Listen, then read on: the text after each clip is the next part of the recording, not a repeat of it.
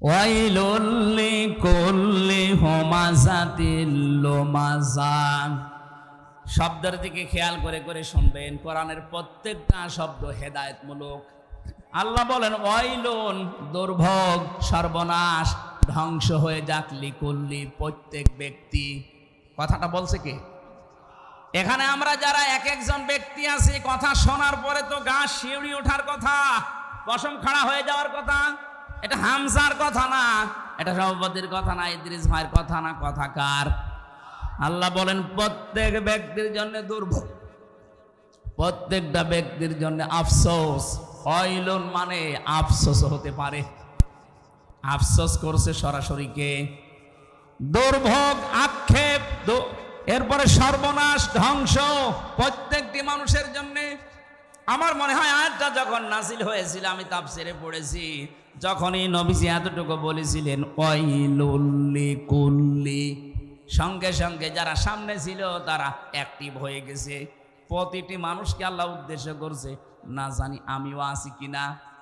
আল্লাহ পাক এবার দ্বিতীয় শব্দে বলেন হুমাযাতিল লুমাযা, যারা সামনে পেছনে মানুষের গীবত করে, পরনিন্দা করে, পরচর্চা করে, এই মানুষগুলোর জন্য দুর্ভোগ, এরা ধ্বংস হয়ে যাবে, এদের জন্য সর্বনাশ। অথচ এই গোনাটা বাংলাদেশে সবচাইতে বেশি। আপনি দেখেন, যে যেখানে আছে ওই জায়গা থেকে আমরা গীবতকে ঘি ভাতের মতো মনে করি। ঘি ভাত যেমন খেতে ভালো লাগে, গীবত করতে মনে হয় তার চাইতে বেশি ভালো লাগে। কথা বলেন না কেন? কবরে নবীজি দুইজনের আযাব দেখেছিলেন। জিবরাইল এসে বলে এখানে আযাব হচ্ছে। নবীজি বলেন এই দুইজনের আযাব খুব বড় পাপের কারণে না, একজন প্রসাব করে পবিত্র হতো না এই ছিটা ফোঁটা থেকে, আর দুই নাম্বারের ব্যক্তি হচ্ছে মানুষের দোষ চর্চা করতো, গীবত করতো। বারবার কোরআনে কারিমে এই কথাগুলো আল্লাহ আমাদেরকে শোনাচ্ছেন, আমরা যেন এই বড় অপরাধ থেকে বেঁচে থাকি। কেউ যদি গীবত আরম্ভ করে দুনিয়াতে, ও নামাজ পড়তে পারে, রোজা রাখতে পারে, কিন্তু অন্তর মরে যায়। কি হয়? অন্তর মারা যায়। মরা অন্তর জান্নাতে আল্লাহ দেবে না, জিন্দা অন্তর লাগবে। এই জন্য আমাদের আবার অন্তর মরে গেল কিনা আপনি মিলাবেন। হুমাযাতিল লুমাযা, হুমাযা বলা হয় মানুষের হাত আর মুখের দ্বারা। হাত আর চোখের দ্বারা যে অপরাধ হয় এটা হুমাযা বলে। আর মুখ আর ঠোঁটের দ্বারা যে জহব্বা, মুখ আর জহব্বার দ্বারা যে অপরাধ হয় এইটার নাম হচ্ছে লুমাযা, হুমাযাতিল লুমাযা। অন্য তাফসিরে পেয়েছি এটা একটা জাহান্নামের দরজার নাম। এখানে অনেকে জানি জাহান্নাম 7টা, জান্নাত 8টা, না আরো বেশি আছে। 100টার উপরে আছে যা জান্নাতের স্তর, জাহান্নামের স্তর আছে 100টার উপরে, কিন্তু আমরা সচরাচর 8টা জানি। আর এই হুমাযা, লাযা, হুতামা এগুলো কিন্তু জাহান্নামের নাম না, এগুলো জাহান্নামের স্তরের নাম। এক একটা দরজার সামনে লেখা থাকবে লাযা, সাঈর, সাকার, জাহান্নাম, জাহিম, হুতামা, হাবিয়া, এগুলো লেখা থাকবে জাহান্নামের দরজার সামনে। দুনিয়ায় যে যেই কাজ করেছে তাকে আল্লাহ ওই দরজা দিয়ে বলবে যা। এখানে যে আলোচনা চলছে আজকে হুতামা, এই জাহান্নামের এই যে দরজা লেখা থাকবে হুতামা, প্রবেশ কর, কাকে আল্লাহ বলবে? আল্লাযী জামাআ মালান ওয়া আদ্দাদা। দুনিয়ায় যারা মাল সম্পদ জমা করে আর বারবার হিসাব করে, এই 15.5 বছরের ভেতরে আপনি তাকান, এই আয়াতটা আমার মনে হয় মিলে যাবে। কত মানুষ 5 বিঘা জমি থেকে শুরু করে 700 বিঘা পর্যন্ত জমি বানিয়েছে 5 বছরে। আমি পটুয়াখালী একজনের নাম জানি, মারা গেছে লোকটা, এই জন্য বললাম না। ও নির্বাচনের আগে মাত্র 5 বিঘা জমির মালিক ছিল। 2 বারের এমপি লোকটা 700 কত বিঘা জমির মালিক। আপনার জমি লাগে কত? একটা মানুষের চলতে জমি লাগে কত বলেন তো? একজনেই যদি 750 বিঘা জমির মালিক হয়, বাকিও জেলায় আর মানুষ নেই। মাল সম্পদ যারা জমা করেছিলেন আর বারবার গণনা করেছিলেন, কি হয়েছে বলেন তো? কোরআনে কারীম জানিয়েছে কাল্লা, কখনোই না, ইন্নাহা লাযা, তোরে আমি লাজায় দেব।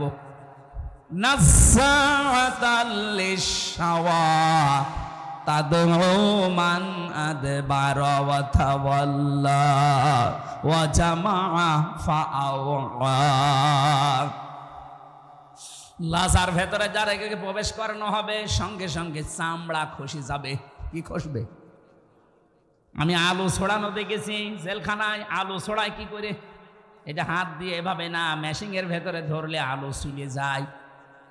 একটু মেশিনের সামনে ধরবেন, আলু পোড়া পরিষ্কার করে চামড়া ছিলে দেখাবে পোড়াটা পাল্টিয়ে গেছে।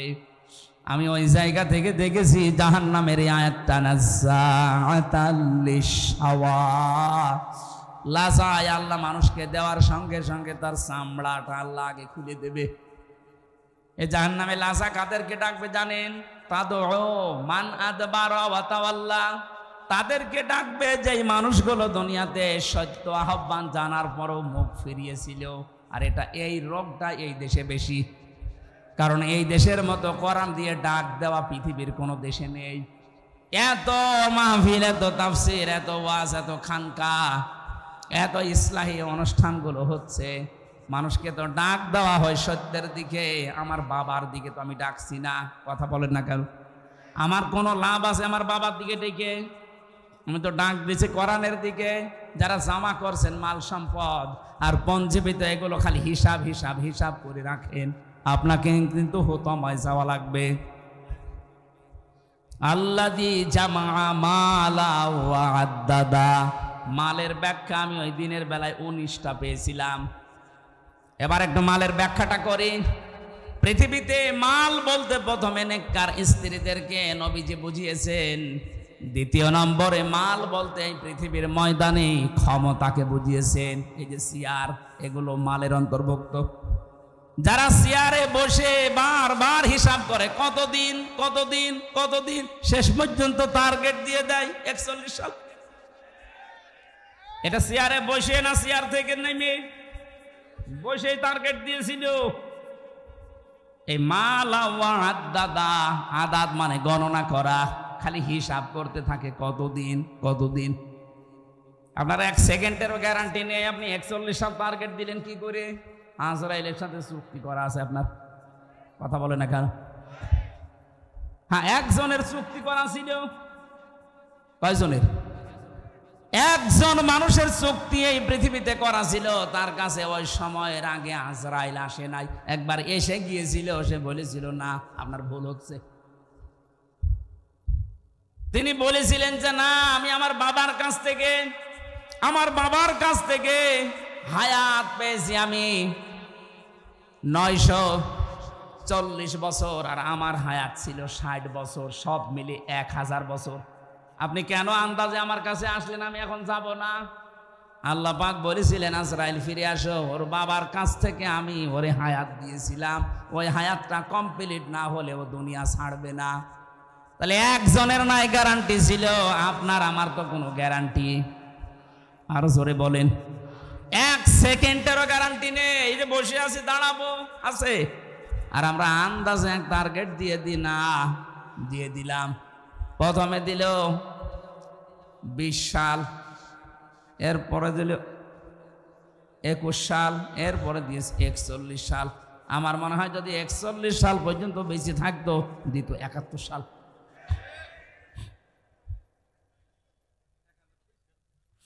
না, এগুলো আপনি হাসির সালে নিবেন না। মাল সম্পদের ভেতরে প্রথম নম্বরে নেককার মহিলাকে মাল বলা হয়, উত্তম মাল এটা। 2 নম্বরে ক্ষমতার চেয়ারকে মাল বলা হয়। 3 নম্বরে অর্থ কড়িকে মাল বলা হয়।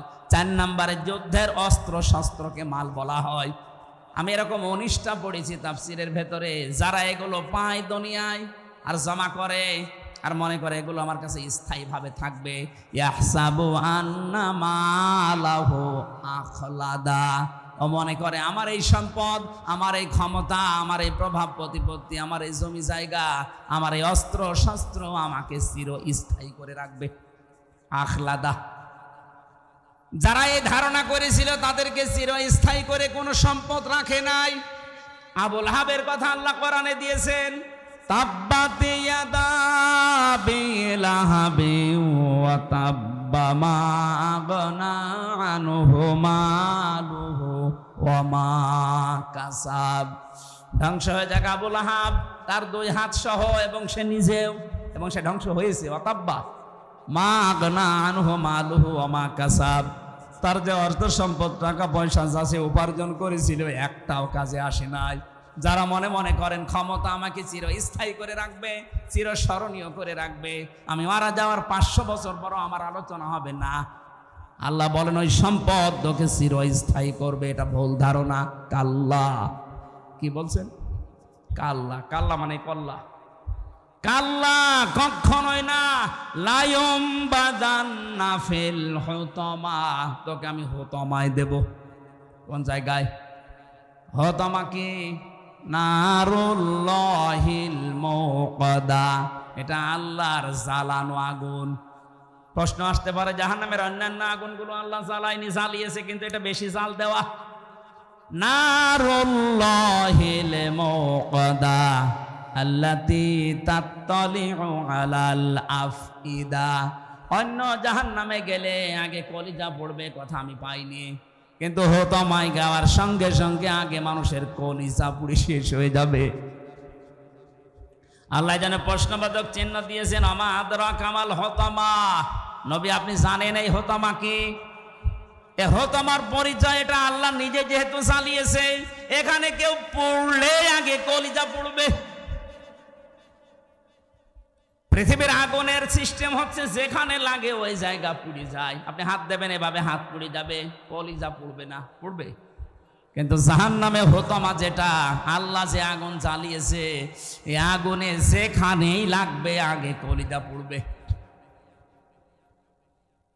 ইন্নাহা আলাইহিম মুসাদা ফি আমাদিম মুমাদ্দাদা, এটা একেবারে বেষ্টন করে রাখবে আপনাকে লম্বা লম্বা আগুনের খুঁটির সাথে। আল্লাহ পাক এই জাহান্নামে হুতমার আসামিদেরকে বেঁধে রাখবে। বলেন নাউজুবিল্লাহ। এই যে ভয়ঙ্কর কথাগুলো আল্লাহ আমাদের শোনালেন, এই জাহান্নাম থেকে বাঁচার জন্য যে কাজগুলো দুনিয়াতে এখন আঞ্জাম দেওয়া লাগবে, প্রথম নাম্বারে কারো পেছনে লাগা যাবে না, যেটা আমরা সবচাইতে বেশি করছি।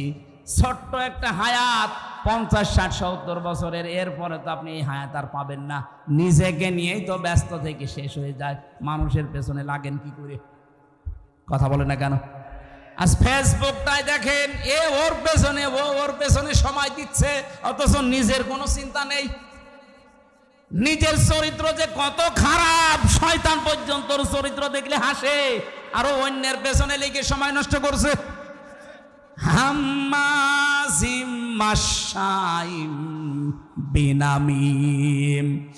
আল্লাহ পাক বলেন যে মানুষটা নিজের দোষ নিজে দেখে না, অন্যের দোষগুলো অনুসন্ধান করে, আর মানুষকে এই প্রতিপন্ন করার জন্য শুধু দোষ খুঁজে বেড়ায়, এই মানুষটা হচ্ছে জাহান্নামে হুতমার আসামি। বাংলাদেশে যত মানুষ জাহান্নামে আমরা যাব, সবচেয়ে বেশি আমার মনে হয় যাওয়া লাগবে হুতমায়। কথা বলেন না কেন? আজকে থেকে সিদ্ধান্ত নিয়ে যাবেন, দুনিয়া একদিকে চলে যাক, কারো পেছনে না, আমার নিজেরটা আমি নিজে দেখি একটু। আমি যা তৈরি করেছি এই 50 বছরে, আমার তো 33 বছর, এই 33 বছরে আমি যা করলাম, এখনই যদি মারা যায়, আল্লাহ যদি আমার হাত ধরে সামনে দাঁড় করিয়ে বলে, হামজা বল, 33 বছরের একটা জীবন দিয়েছিলাম, পাই টু পাই হিসাব দিয়ে যা। 33 বছর না, 33 ঘন্টার হিসাব দেওয়া তো সম্ভব না। আপনি কোন কারণে মানুষের পেছনে লেগে সময় নষ্ট করেন? মিজানুর রহমান আজহারি ভাই সবচেয়ে এটা বেশি বলতেন, যে মানুষের পেছনে লেগে সময় নষ্ট করে কোন কারণে? নিজের পেছনেই তো সময় দেওয়ার সময় পাইনি। ছোট একটা জীবনে নিজের পেছনে সময় আমার নেই। আমার বিশাল কাজ পড়ে আছে, আমি পেছনে তাকাবো, মানুষের পেছনে লাগবো কোন কারণে? এজন্য আমাদের আজকে সিদ্ধান্ত নিয়ে বাড়ি যাওয়া লাগবে। এই গীবত, এটা ঘি ভাতের মতো, এটা মেয়েদের ভেতরে সবচাইতে বেশি। কোন এলাকায় যদি গীবতের মতো এই গোনা চালু হয়, নবীজি জানিয়েছেন ওই এলাকার মানুষের দোয়া কবুল বন্ধ হয়ে যায়। আপনি খেয়াল করেছেন? এখানেও যদি কেউ গীবতকারী মানুষ থাকেন, এর কথা ওর কাছে লাগানো, ওর কথা ওর কাছে লাগানো, মানুষকে ছোট করার জন্য, হেই প্রতিপন্ন করার জন্য ফেসবুকে কোনো স্ট্যাটাস ছেড়ে দিয়েছেন, তাহলে আপনি থাকাকালীন এই মাহফিল কবুল হবে না। আপনি চলে যান ভাই, যান যান, ওই যে একজন চলে যাচ্ছে, যান তাড়াতাড়ি যান, যান যান চলে যান।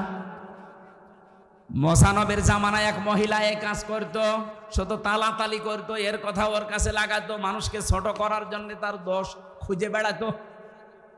একবার মোসানবের জামানায় পানি বন্ধ হয়ে গেল, বৃষ্টি।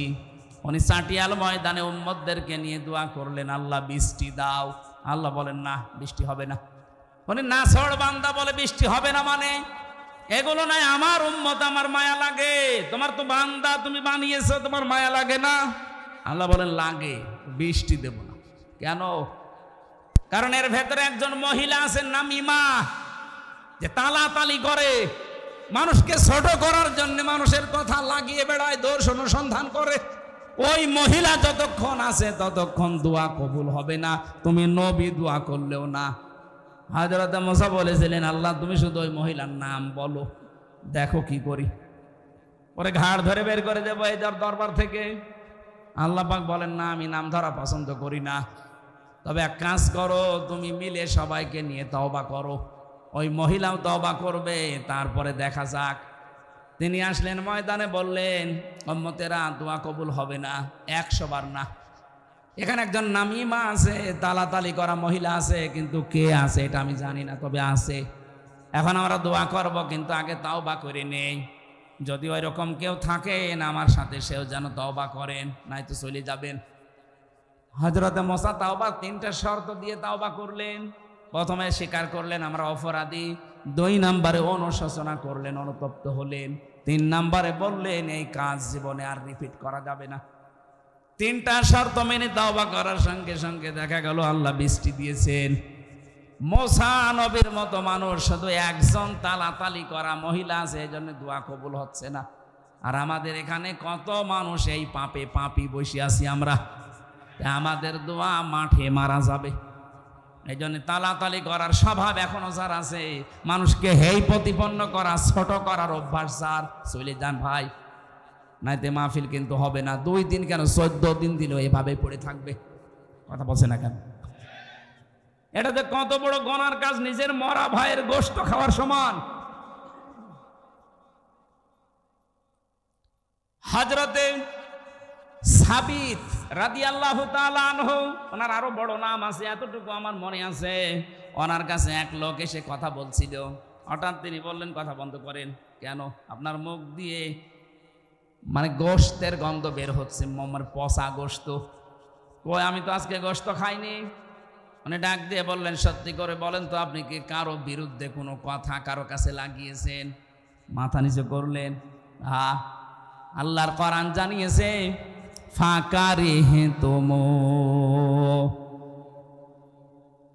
ইন তাজতানিবু ইয়া আইয়ুহাল্লাযীনা আমানু জতানিবু কাসীরাম মিনাজ-যন্নি ইন্না বা'দাজ-যন্নি ইসমুন ওয়া লা তাজাসসাসু ওয়া লা ইয়াগতাব বা'দুকুম বা'দা আইয়ুহিব্বু আহাদুকুম আইয়াকুলা লাহমা আখিহি মাইতান ফাকারিহতুম।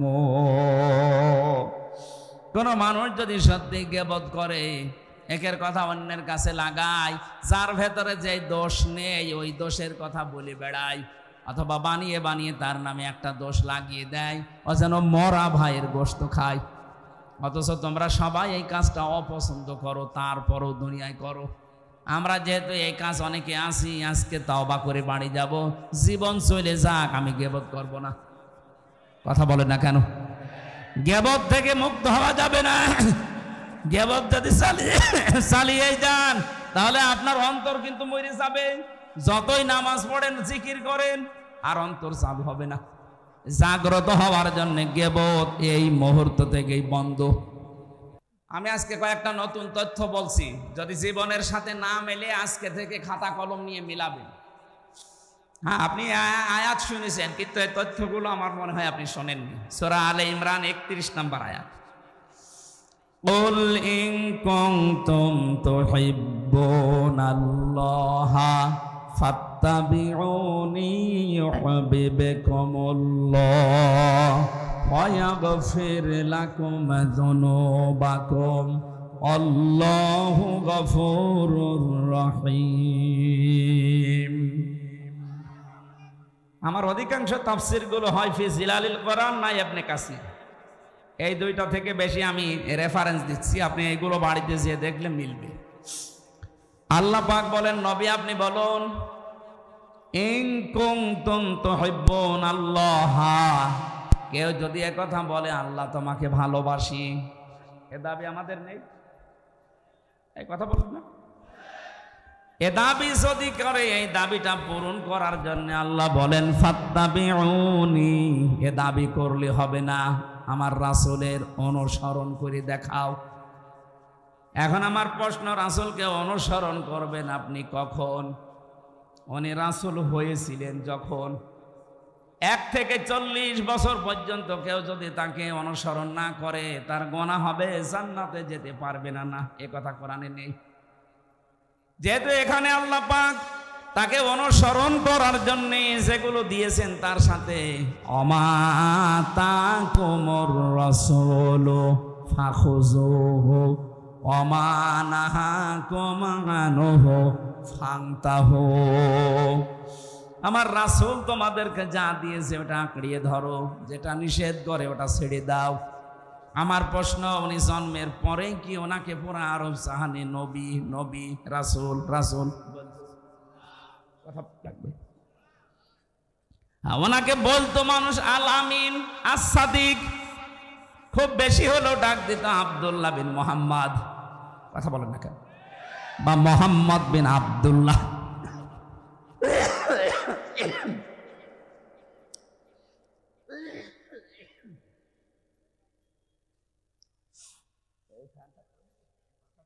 দুই মিনিট দেন তো, 2 মিনিট পরে বন্ধ করে দিন।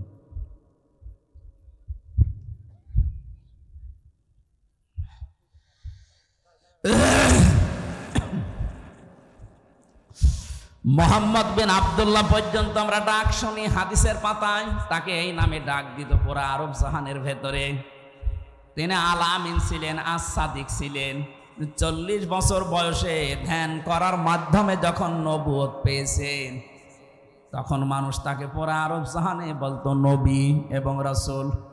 আর আল্লাহ কোরআনে কারিমে যেখানে বিধানের কথা দিয়েছেন সেখানে দেখবেন রাসূল শব্দ।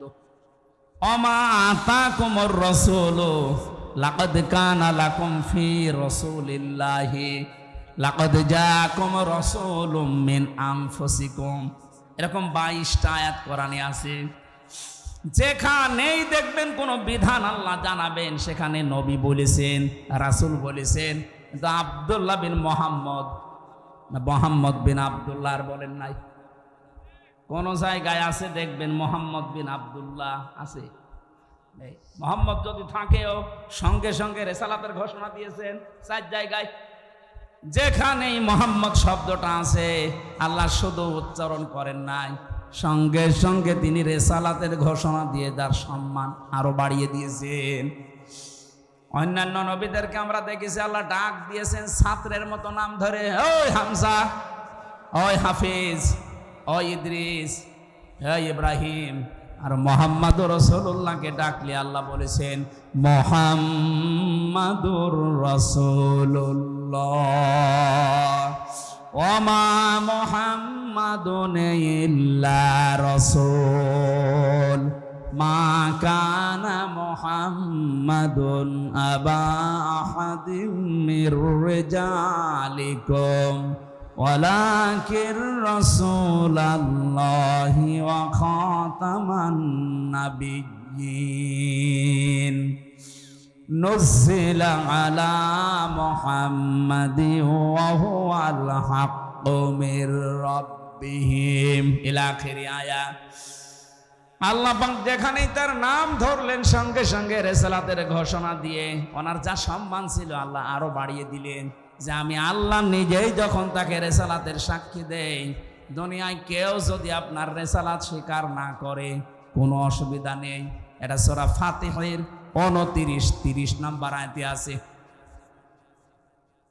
আমার বসানোর বিষয় ছিল এখানে, তাহলে অনুসরণ করা লাগবে আব্দুল্লাহ, মোহাম্মদ বিন আব্দুল্লাহকে না রসুল্লাহকে? আরো জোরে বলেন। রংপুরবাসী সহজ সরল, একেবারে সহজ সরল হবে না, একটু কান চোখ মুখ খোলা রাখেন। আপনি অনুসরণ করবেন। উনি যখন রসুল হয়েছিলেন সবাই এক বাক্যে স্বীকার করবে তামাম দুনিয়া যে উনি রসুল হয়েছিলেন 40 বছর বয়সে। তার মানে 1 থেকে 40 যদি কেউ না মানে তার গোনা নেই, কিন্তু 40 থেকে 63 এই 23 বছর না মানলে তার জান্নাত নেই। এর 1 সেকেন্ড আপনি বাদ দিতে পারবেন না। এই রেসালাতের জিন্দেগিতে যেভাবে ঘুমিয়েছে যদি আপনি ওইভাবে ডান কাতে ঘুমাতে হবে ইবাদত। মানে যেভাবে টয়লেটে গিয়েছেন কেউ যদি ওইভাবে টয়লেটে যেতে পারে পুরা 10 মিনিট 15 মিনিট হবে ইবাদত। প্রশ্ন আসতে পারে টয়লেট করা আবার ইবাদত হয়? হ্যাঁ হয়। আপনি যদি তরিকাটা রসুল থেকে নেন আর তরিকা যদি আব্রাহাম লিঙ্কন থেকে নেন, এই ডোনাল্ড ট্রাম্প যেভাবে পায়খানা করে, ও মনে হয় পায়খানায় যাওয়ার আগে বলে আল্লাহুম্মা ইন্নী আউযু বিকা। পড়েছে কোনোদিন? পড়ে না। ডোনাল্ড ট্রাম্প 10 মিনিট না 10 ঘন্টা টয়লেটে বসে থাকে, ওর কোনো ইবাদত নেই, কারণ ওর তরিকাটা রসুলের মতো না, ওর তরিকা ওর বাবার মতো। কথা বলেন ঠিক কিনা? তাহলে এখান থেকে অনুসরণ আরম্ভ করবেন 40 থেকে 63। এটা ক্লাস চলছে। 40 থেকে 63 মাস্ট বি 23 বছরের প্রত্যেকটি সেকেন্ড আপনাকে মানা লাগবে। কেউ যদি 1 সেকেন্ডও অস্বীকার করে সে আর রসুলের উম্মত নেই। আল্লাহর ভালোবাসার দাবি তার কাছে অলিক, আন্দাজে করে। আল্লাহ নিজে ঘোষণা দিলেন, যদি আল্লাহকে ভালোবাসি এই দাবি করো তাহলে আমার রাসূলের অনুসরণ করো। এখন আমার প্রশ্ন, রাসূলের অনুসরণ করবেন অর্ধেক না পূর্ণাঙ্গ? এ বাংলাদেশের সাথে এবার আপনি মিলান তো। বহু মানুষ আমরা রাসূলের আশেক আছে, বহু মানুষ আশেকে রাসূল দাবি করছে, কিন্তু অনুসরণ হচ্ছে আংশিক। হয়তো রাসূলের মতো দাড়ি রাখে, রাসূলের মতো টুপি মাথায় দেয়, জুব্বা গায়ে দেয়, পাগড়ি বাঁধে রাসূলের মতো, জিকির করে রাসূলের মতো, স্ত্রীকে পর্দায় রাখে রাসূলের মতো, অর্থনীতিতে গিয়ে টাকা পয়সার লেনদেনে গিয়ে রাসূলের মতো আর করে না, তখন করে আব্রাহাম লিঙ্কনের মতো। এলাকায় আমি জানি বহু মানুষ এখানে বসে আছে, টাকা ছেড়ে রাখে, টাকা আসে, 1000 টাকা দেয়, প্রত্যেক মাসে মাসে 100 টাকা বেশি পায়। এটা তো বাবা শাহজালাল, সব হালাল। এই কাজ করেন কারা কারা? হাত তোলেন তো। এ আবার 2 হাত তুলিস, এর মনে হয় মাথার তার কাটা আছে। মানুষ 1 হাত তোলে না, 2 হাত তুলিস, হয়তো তার কাটা বোঝাই যাচ্ছে, সমস্যা আছে। ওর ওই দাঁত বের করা দেখি আমি বুঝেছি যে তার পুরাটাই কেটে দিয়েছে। আমি হাসির জন্য বলি নাই। বলেন, এখানে একটা লোক হাত তুললেন না, সত্যি কি এই গোনা এলাকায় নেই? কার ভয়ে হাত তোলেন না? এই ইদ্রিসের ভয়ে? হ্যাঁ, না না, আমরা এরকম মাহফিল চাই না। যারা এই গোনাতে আছেন আজকে বাড়ি যেয়ে এই গোনা ছেড়ে দেওয়া লাগবে। এটা মায়ের সাথে জেনা করার গোনা। আপনি না খেয়ে মরে যান, কোনো অসুবিধা নেই, মরে গেলে আপনি জান্নাত পেতে পারেন, কিন্তু মায়ের সাথে জেনা করে গেলে না, আপনার জান্নাত নেই। সুতরাং এই কাজ আজকে থেকেই বাদ দেওয়া লাগবে, নয়তো আপনি মাহফিল শুনতে এসে ভুল করেছেন। অনেকে এই এলাকায় জমি জায়গা, আমি 1 বিঘা জমি ইদ্রিস ভাইকে দিলাম, ওনার কাছে 70,000 টাকা নিলাম। এটারে কি বলে? এই বন্ধক জায়েজ নেই। জায়েজ করার জন্য 2টা পদ্ধতি আছে, যদি মেনে নিতে পারে তাহলে করবেন, না হলে ওনার জমি ওনারা ফেরত দেবেন। আমি বলবো, আপনি মানবেন তো, নাকি এক কান দিয়ে শুনে আর এক কান দিয়ে বের করে দেবেন? যতদিন ইদ্রিস ভাই আমার জমিটা করে খাবে ততদিন ওনাকে সরকারের যে খাজনা আছে বছরে বছরে, এটা ওনার দেওয়া লাগবে। 2 নম্বরে যখন আমার কাছ থেকে টাকা ফেরত নেবে, এই 70,000 8-10,000 টাকা কম নেওয়া লাগবে। আপনি 2 বছর 5 বছর 10 বছর করে খান, নেওয়ার সময় 8-10,000 কম নেবেন। এই দুইটা সিস্টেম যদি মানতে পারেন জায়েজ আছে, আর না হলে এটা বাদ দিন। আরো দুইটা পদ্ধতি আছে।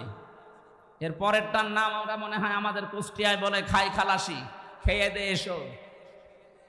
এটার লস হয়ে যায় বলে মানুষ করতে চায় না, বলে না হুজুর বাবা ওইটা আমি নেই। অথবা 1 বিঘা জমি দেবেন, বছরে বছরে 10,000 করে টাকা নেবেন। এটা কি এইটা আছে এলাকায়? হ্যাঁ, এইটা করেন। 1 বিঘা জমি থেকে 8-10 হাজার টাকা কামাই করা 1 বছরে খুব কঠিন কাজ না। আমার মনে হয় মাসলা বলা ঠিক হচ্ছে, করবেন তো ইনশাল্লাহ। রাসূলুল্লাহর জীবন থেকে আমি কথা বলছিলাম, অনুসরণ করা লাগবে তাহলে আমাদের আংশিক না পূর্ণাঙ্গ? আরো জোরে। আপনি এবার তার জীবনের সাথে মিলাবেন, বহু মানুষ দুনিয়ায় তাকে আংশিক অনুসরণ করেছিল, অনুসরণ করে নাই তা না, তারা অনুসরণ করেছিল রাসূলকে আংশিক। এই জন্য তারা জান্নাতও যায়নি, জাহান্নামে একেবারে নিচে বসে আছে তারা। আব্দুল্লাহ বিন উবাই, এই লোকটার জীবনী পড়েন, ও পুরা জীবনী আমি শেষ করে দেখেছি। রাসূলের পুরাটা জীবনী অনুসরণ করেছে, শুধু রাজনৈতিক জীবনে অনুসরণ করে নাই। আপনারা যেমন অর্থনৈতিক জীবনে মানেন না, উনি শুধু রাজনৈতিক জীবনে রাসূলকে মানত না। তাছাড়া নামাজ পড়তো রাসূলুল্লাহর পেছনে, হজ করেছে নবীজির সাথে, রোজা রেখেছে নবীর সাথে, ইফতারি করেছে নবীর সাথে। ওর দাড়ি টুপি পাগড়ি জোব্বা, এমনকি ওর নাম পর্যন্ত পাল্টিয়ে পাল্টিয়ে নবীর কথায়। একবার নবীজি বলেছিলেন আল্লাহর কাছে প্রিয় নাম 2টা, আব্দুল্লাহ আর আব্দুর রহমান। ওই দিন থেকে নিজের ছেলের নাম রেখেছে আব্দুল্লাহ, নাতি ছেলের নাম আব্দুল্লাহ, নিজের বাবার নামও পাল্টিয়ে দিয়েছে আব্দুল্লাহ, নিজের নামও দিয়েছে আব্দুল্লাহ। এত পছন্দ করতো নবীর কথাকে, শুধু শুনতে দেরি মানতে দেরি করতো না। অথচ এই লোকটা দুনিয়ার স্বার্থের কারণে আল্লাহর নবীর রাজনৈতিক জীবনে তাকে মানে নাই, ও মানতো আবু জেহেলকে। বাংলাদেশে আমরা বহু মানুষ আছি, আমরা রাসূলের অনুসরণ করি ঠিক, কিন্তু আংশিক পূর্ণাঙ্গ না। আরো জোরে বলেন। কত খানকা থেকে আওয়াজ আসে, কত ইসলামী দল থেকে আওয়াজ আসে, তারা বলে যে দেখো দিনকাল ভালো না, আমরা অসমের ভেতরে নেই, আমরা আছি আল্লাহর রাস্তায়। আরে ভাই, আল্লাহর রাস্তায় তো এইটা যেটা রাসূল দেখিয়েছে। বলেন, ওনার ওই টয়লেট করা যদি আপনার ইবাদত মনে হয়, উনি 10 বছর প্রেসিডেন্ট ছিলেন, এটা ইবাদত মনে হয় না? এটা ইবাদত না মনে করার কারণেই তো দেশের অবস্থা এই। আমরা যদি সবাই রাসূলের এই 23 বছরের জীবনকে সত্যি ইবাদত মনে করে অনুসরণ আরম্ভ করতাম, আমাদের মরণ ওই ফেরাউনের মতো হইতো না। আজ হাজারো মানুষ ফেরাউন হয়ে মরে যাচ্ছে, কথা বলেন ঠিক কিনা? তাহলে রাসূলকে আজকে থেকে অনুসরণ করা লাগবে, আংশিক না পূর্ণাঙ্গ? আমি আবার বলছি, আংশিক না পূর্ণাঙ্গ? আপনি এবার নিবে জীবনের সাথে মিলান, আপনার অনুসরণ কি সত্যি আংশিক হচ্ছে না পূর্ণাঙ্গ? না না। তাহলে আংশিক হলে হয় আপনার মরণ হবে আব্দুল্লাহ বিন উবাইয়ের মতো। ও যেমন জাহান্নামে শুধু গিয়েছে তা না, জাহান্নামের নিচে গিয়েছে। ও ছিল মুনাফিকদের সর্দার। আর মুনাফিকদের ব্যাপারে আল্লাহর কথা, ইন্নাল্লাহা জামিউল মুনাফিকিনা ওয়াল কাফিরিনা ফি জাহান্নামা জামিআ। অবশ্যই আমি জাহান্নামে একত্রিত করব মুনাফিক আর কাফেরদের। আগে আল্লাহ দিয়েছেন মুনাফিকের নাম, তার মানে মুনাফিক থাকবে নিচে, উপরে থাকবে কাফের। আবু জেহেল মুনাফিক ছিল না কাফের ছিল? আরো জোরে বলেন। বাংলাদেশে আমরা যারা মুনাফিক হয়ে মরে যাচ্ছি, আমরা আবু জেহেলেরও নিচে যাব। কি বললাম আপনি খেয়াল করেছেন? আবু জেহেলের চাইতেও নিচে থাকা লাগবে জাহান্নামে।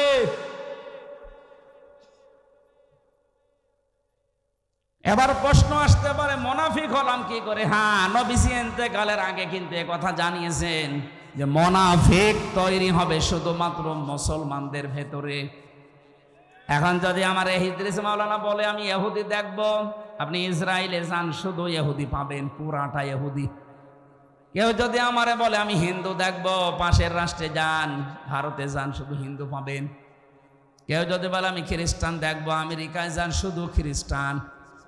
কোন মানুষ যদি বলে বৈদ্য দেখবো, যে পাশের রাষ্ট্র মায়ানমারে যান, শুধু বৈদ্য পাবেন। ওই লোকটাই যদি বলে আমি জাহান্নামে নিচে থাকবে মুনাফিক, মুনাফিক দেখবো। কোথায় পাঠাবো? বাংলাদেশে। কারণ এই দেশে 100 জনের 96 জন মুসলমান আমরা, তাহলে মুনাফিক এই দেশে থাকার সম্ভাবনা বেশি।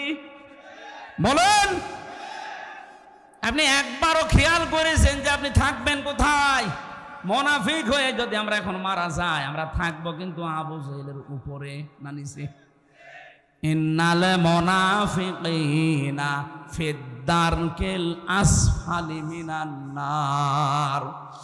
আসফাল ইসমি তাফসীর, সুপারলেটিভ ডিগ্রি এটা, এর উপরে কোনো শব্দ আরবিতে হয় না।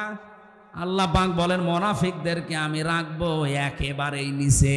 ওয়ালাং তাজিদা লাহুম নাসীরা। তাজিদার আগে লান আছে, মজারের আগে লান আসলে বাংলা অর্থ দাঁড়ায় জীবনেও হবে না। আল্লাহ বলেন এদেরকে কেউ সাহায্য করার জন্য এগিয়েও যাবে না। আজ বাংলাদেশে অনেক জালেম ধরা পড়ছে, জালেমদের সুপারিশের জন্য দেখছি অনেক মুনাফিক পর্যন্ত এগিয়ে যাচ্ছে যে না, এটা আমার বিআই ছিল, এটা আমার ব্যবসায়িক পার্টনার ছিল। দুনিয়ার আদালতে হয়তো জালেমদের সাহায্য মুনাফিকরা করতে পারে, কিয়ামতে মুনাফিকদের জন্য কেউ সাহায্য জীবনেও করবে না। আর সেই মুনাফিক হয়ে আমরা অধিকাংশ মানুষ মারা যাচ্ছি। আয়াতুল মুনাফিক সালাসা, মুনাফিকের আলামত চিহ্ন 3টা। ইদা হাদ্দাসা কাযাবা, কথা বললেই মিথ্যা বলে। এদেশে নেই? আরো জোরে বলেন। আপনাদের এই পুত্রবধূ এখন বাইরের দেশগুলোর মানুষ কাছে বলছে আমি নির্বাচিত ছিলাম, আমাকে দেশ থেকে বাধ্য করা হয়েছে বিতাড়িত করতে।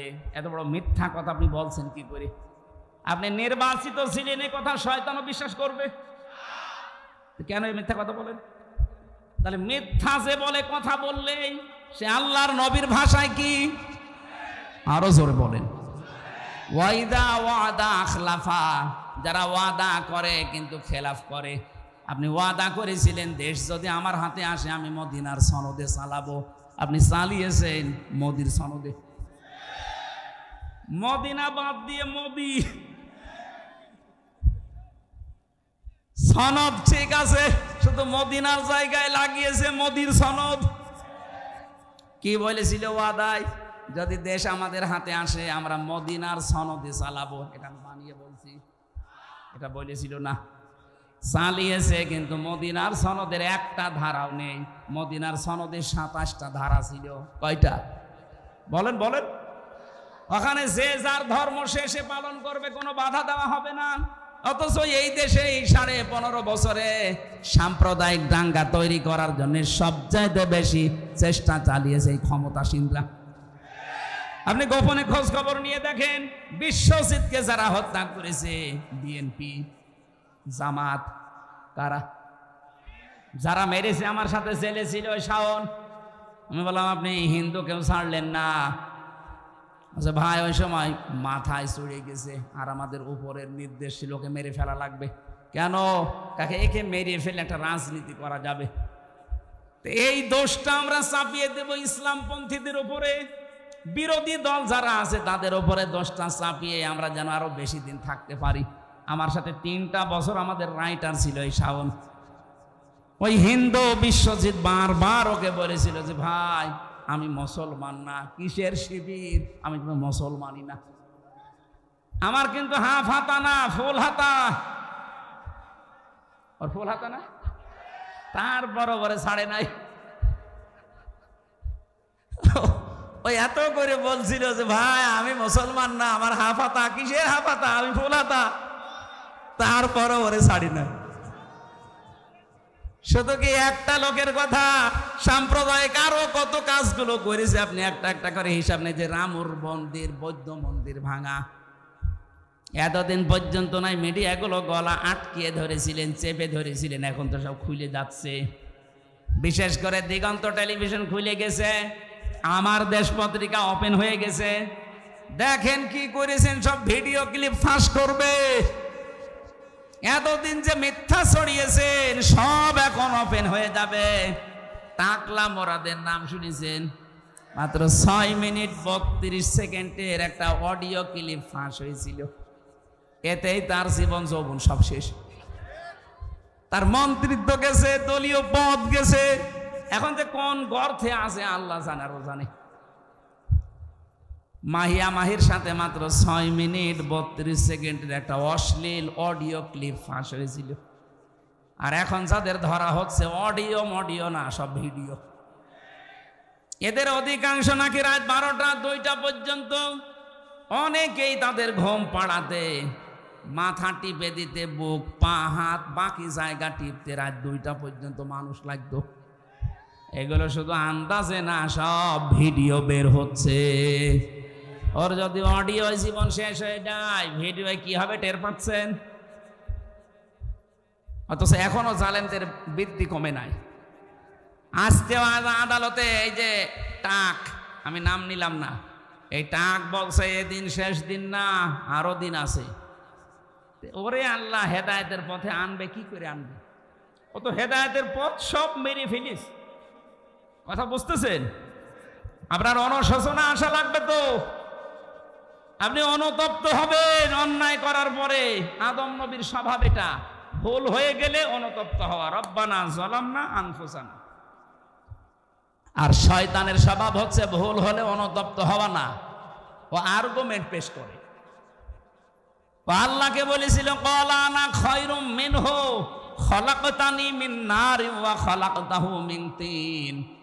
হে আল্লাহ, তুমি আমারে সেজদা দিতে বলো কোন কারণে? আমি ওর চাইতে ভালো, তুমি এটা জানো না? আমি আগুনের তৈরি ও মাটির তৈরি, আমার কাজ উপরে ওঠা, ওর কাজ নিচে যাওয়া। আমার ভেতরে পাওয়ার আছে আর ওর ভেতরে তো পাওয়ার নেই। শয়তান অহংকার করেছিল ক্ষমতার। কিসের? আরো জোরে বলেন। কিয়ামত পর্যন্ত যারা ক্ষমতার অহংকার করবে, সে যেই হোক, ও আর মানুষ নেই, ও টাটকা শয়তান। শয়তানকে আল্লাহ 2টা জিনিস থেকে বঞ্চিত করে দিয়েছে। 1 নম্বরে কোনোদিন আল্লাহ শয়তানকে মাফ করবে না। 2 নম্বরে কোনোদিন আল্লাহ শয়তানকে জান্নাতে দেবে না। কথা বলে না কেন? প্রশ্ন আসতে পারে, বাংলাদেশে শয়তান থাকে কোথায়? সূরা আরাফ 16 নম্বর আয়াতে আছে, ক্বালা ফাবিমা আগাওয়াইতানি লা আকুদান্না লাহুম ইলা সিরাতাকাল মুস্তাকিম। আল্লাহ পাক বলেন, শয়তান আমাকে চ্যালেঞ্জ দিয়ে বলেছিল, রব্বুল আলামিন, যাদের জন্য আজ আমার সব বরবাদ হয়ে গেল, এদেরকে আমার সাথে আমি জাহান্নামে নেওয়ার জন্য কোন খারাপ রাস্তায় যাব না। লা আকুদান্না লাহুম সিরাতাকাল মুস্তাকিম, ভালো ভালো রাস্তার মোড়ে মোড়ে আমি কিন্তু অবস্থান নেব। শয়তান সিনেমা হলের সামনে যে দেখবেন রংপুরে পাবেন না, কারণ ও জানে যে এখানে যারা বান্ধবী নিয়ে আসবে শো দেখতে, এগুলো আমার চাইতে বড় শয়তান। শয়তান রাজবাড়ির ওই গলন্দ ঘাটে যায় না, কারণ ও জানে যে এখানে যারা আসে এ আমার চাইতে খারাপ। শয়তান যায় কোথায়? এই দেওতে, পীরগাছা, রংপুরে কোরআনের আলোচনা হবে। শয়তান মানুষের সুরত নিয়ে হোক আর শয়তান নিজেই হোক, ও বসে আছে বিভিন্ন জায়গায়, মানুষকে ধোঁকা দিয়ে বোকা বানিয়ে বলবে এখানে কি, এখানে রাজনীতি হবে, চলো যাই।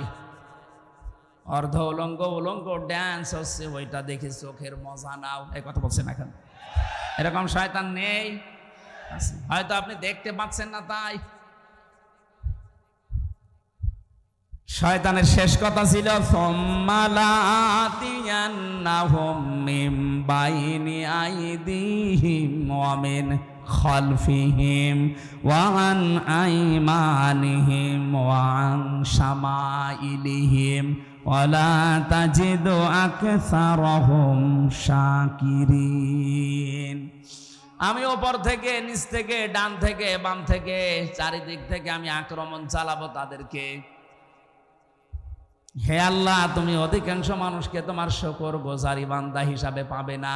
আমার মনে হয় শয়তানের এই চ্যালেঞ্জ সে এখন সফল। সে আজ আমাদের উপর থেকে, নিচ থেকে, ডান বাম থেকে যে কোনো কায়দায়, প্ররোচনা দিয়ে, প্রমন্ত্রণা দিয়ে, ওয়াসওয়াসা দিয়ে, যেভাবেই হোক তার নিজের দলের দিকে আমাদেরকে টেনে নিচ্ছে। শয়তানের যা কাজ ওইটা যদি কেউ করে মনে করবেন ওইটাই শয়তান। শয়তানের 1 নাম্বার কাজ হচ্ছে ও মানুষকে সরল পথ থেকে দূরে সরানোর জন্য ভালো ভালো রাস্তায় থাকে।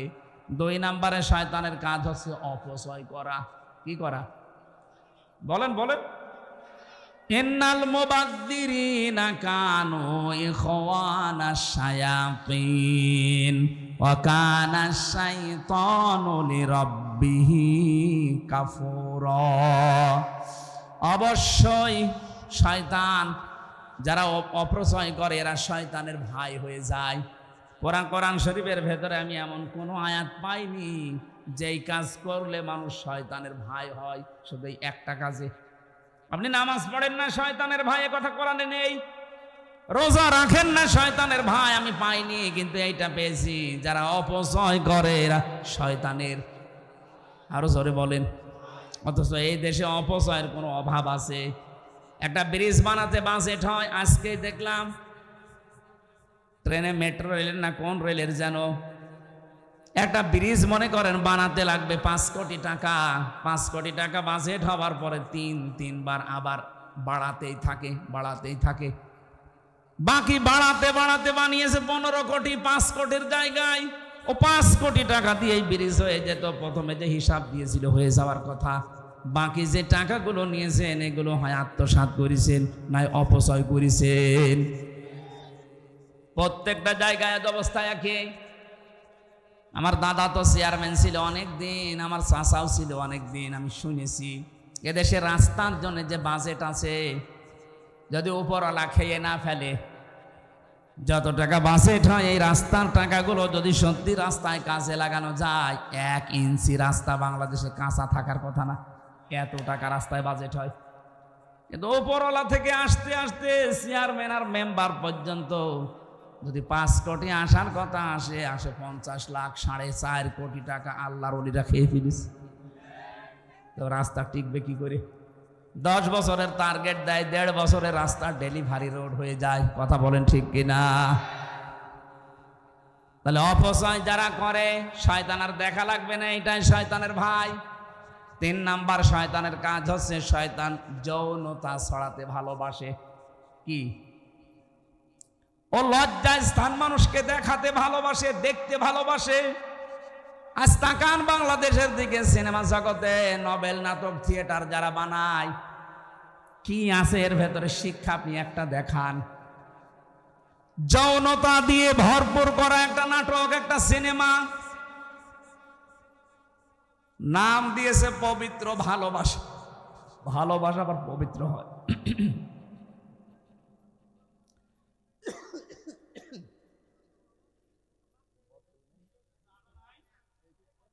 বোতল দেখি।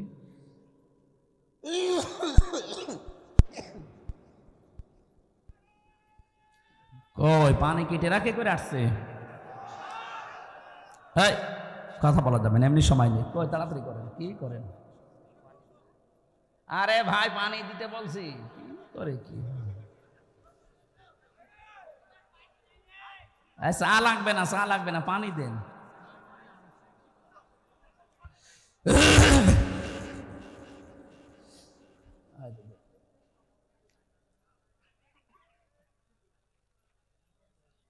এটা থাক এখানে।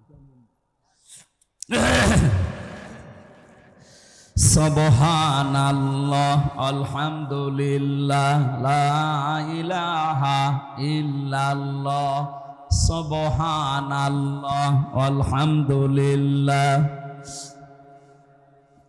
এই ছেলে, কোথায় যাও? 1-1.5 ঘন্টা বসে থাকতে পারো না, আবার বিয়ের জন্য লাফাও। বউ টেকবে? সুবহানাল্লাহ, লা ইলাহা ইল্লাল্লাহ, সুবহানাল্লাহ। ওই যে আবার যুবক মানুষ ওঠে কি করে? হ্যাঁ, বুড়ো মানুষ উঠলে নাই বোঝা যায় যে ও কি করবে আল্লাহ জানে। আরে যুবক মানুষ উঠলে তো সমস্যা। ঠিক আছে।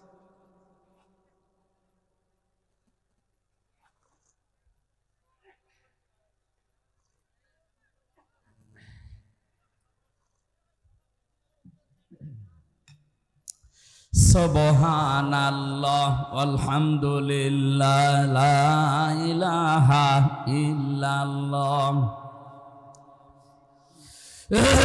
সুবহানাল্লাহ আলহামদুলিল্লাহ লা ইলাহা ইল্লাল্লাহ মুহাম্মাদুর রাসূলুল্লাহ।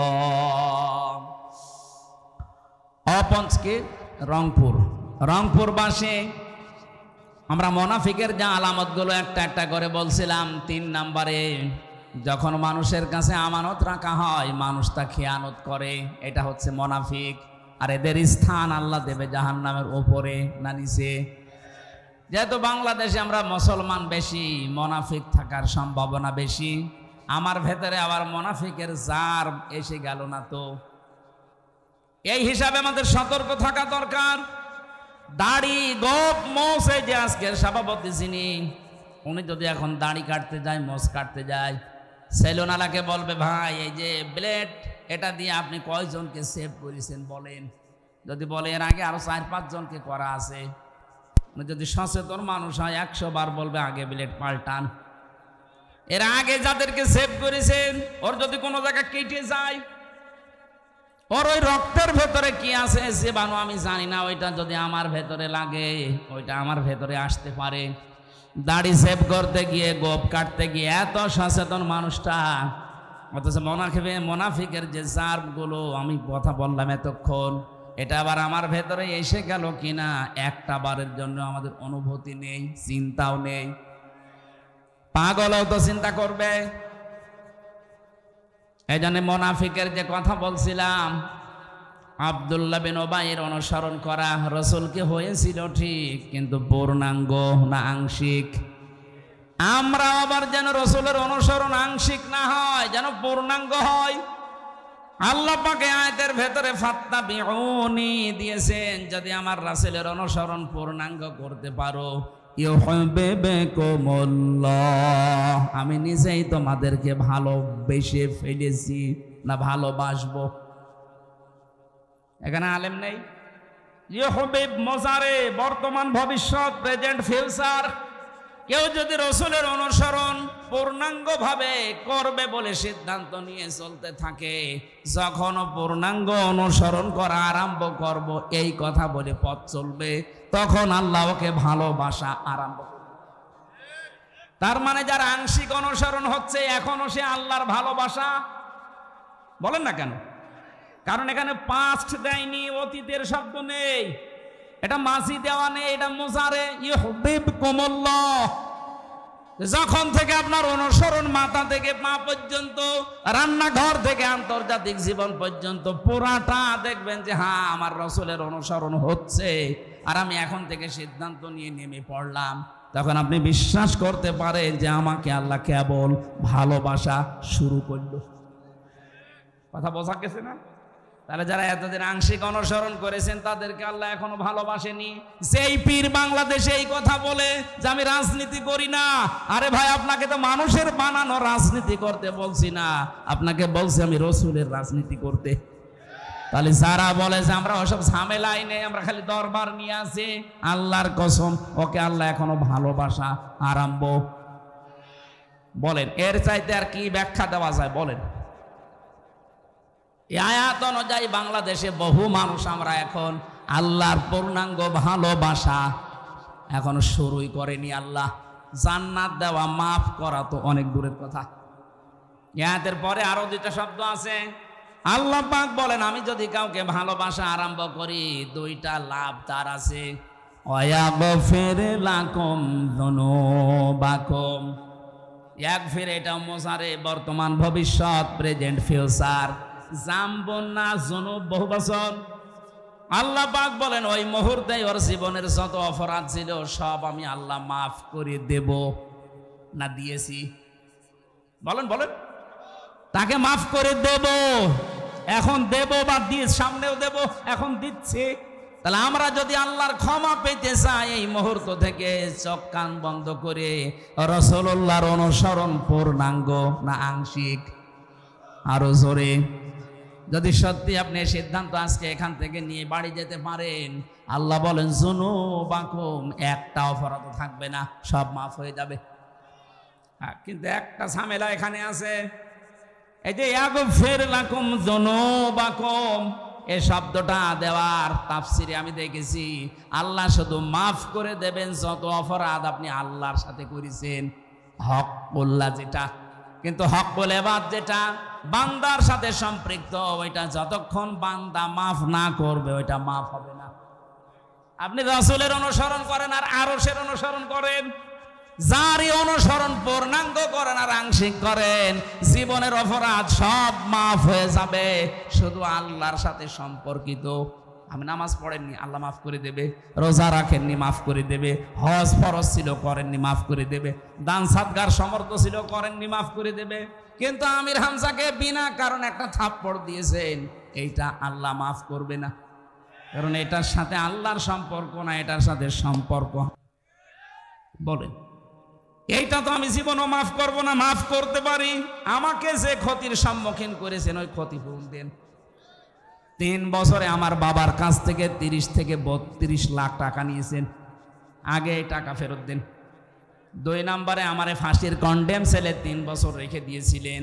আমার মামলার সাথে যারা জড়িত, এই মামলার আয়ু থেকে শুরু করে একেবারে উপরের নির্দেশ, যত মানুষের সাথে টপ টু বটন জড়িত, প্রত্যেকেই আমি চাই তারা ফাঁসির কন্ডেম সেলে 3 বছর থাক। আমার মতো আয়না ঘরে 10 দিন থাক, এরপরে মাফ করে দেব। তাহলে এখানে আমরা রাসূলের অনুসরণের মাধ্যমে মাফ পাবো তারা যারা আল্লাহর সাথে সম্পর্কিত। কিন্তু বান্দার সাথে যদি কেউ সম্পর্কিত কোনো অন্যায় করে থাকেন, আপনার কারণে ইদ্রিস আলীর মতো মাওলানা কথা বলতে পারে নাই মসজিদে, এরকম ইমাম দেশে ছিল না? আপনার কারণে ব্যবসাও করতে পারে নাই, আপনার কারণে বিনা কারণের ব্যবসা বাণিজ্য সব মাঠে মারা গেছে। আপনি চাঁদাবাজির মাধ্যমে টাকাগুলো নিজের মনে করে নিয়েছেন। আমারে ধরার পরে আমারে বলছে আপনার বাবাকে খবর দেন যেন 10 লাখ টাকা দিয়ে যায়, নাই তো কালকে 50টা মামলা দেব। আমার বাবা 8 লাখ দিয়েছিল সঙ্গে সঙ্গে, আবার বলছে সেই 2 লাখ কই, মনে হচ্ছে টাকা পাই সেই টাকা পাচ্ছে। এত বড় শয়তান! আরে আমার বাবা তো কথা রেখেছে, 8 লাখ 10 লাখের জায়গায় তো 8 লাখ দিয়েছে। তুই কথা কি রাখলি? তুই যে বললি 50টা মামলা দেব, টাকা না দিলে, টাকা তো দিয়েছিল ঠিক, কিন্তু তারপরেও তো তুই মামলা দিলি। আর তুই এখন বলি যে হুজুর আমার জন্য কিছু করবেন না, আমারে মাফ করে দিন। মাফ? এদিকে আয়, তোরে মাফ করছি শয়তান। কিসের মাফ? আমার মামলার আয়ুর সাথে থেকে শুরু করে যারা একেবারে উপর পর্যন্ত একটারও মাফ নেই। আগে টাকা ফেরত দেবেন, ক্ষতিপূরণ দেবেন, আর আমার মতো 3 বছর জেলে থাকবে, তারপরে আপনার যুনুবাকুম সব মাফ হয়ে যাবে। তাছাড়া আমি হাজী সাহেব হয়ে বসে আছি, কাবা শরীফের গিলাফ ধরে কাঁদলেও মাফ হবে না। আমি আশা করি কথা বোঝাতে পেরেছি। এরপরেও যদি কেউ না বোঝার ভান করে থাকেন, এদিকে আসেন, রংপুরের মানুষ ঝাড়ি কোদাল দিয়ে বুঝাচ্ছে। আপনারে আর বুখারী শরীফ কোরআন শরীফ দিয়ে হবে না, বাকারি শরীফ লাগবে। আমার আজকের আলোচনার বিষয়, আমি দিনের বেলা এখানে কোন জায়গায় যেন আজকে এসেছিলাম সকালে, তাম্বলপুর, ওখানে বলেছিলাম যে তহমত সময় পাইনি, এই জন্য শেষ করতে পারিনি। আজকের ওই আয়াত থেকে বাকি কথাগুলো আমরা কমপ্লিট করতে চাই। এই যে উঠে চলে যাচ্ছে কে? ওইটা বাদাম বিক্রি করছে, ঠিক আছে, পড়েন। আউযু বিল্লাহি মিনাশ শাইতানির রাজিম।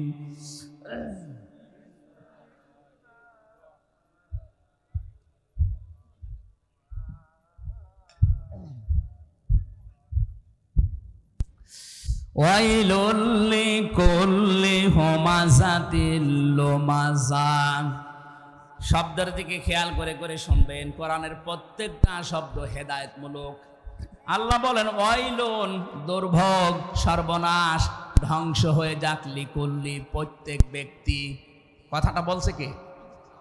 এখানে আমরা যারা এক একজন ব্যক্তি আছি, কথা শোনার পরে তো গা শিউরি ওঠার কথা, পশম খাড়া হয়ে যাওয়ার কথা। এটা হামজার কথা না, এটা সভাপতির কথা না, ইদ্রিস ভাইয়ের কথা না, কথা কার? আল্লাহ বলেন প্রত্যেক ব্যক্তির জন্য দুর্ভোগ, প্রত্যেকটা ব্যক্তির জন্য আফসোস। ওয়াইলুন মানে আফসোস হতে পারে। আফসোস করছে সরাসরি কে? দুর্ভোগ, আক্ষেপ, এরপরে সর্বনাশ, ধ্বংস প্রত্যেকটি মানুষের জন্য।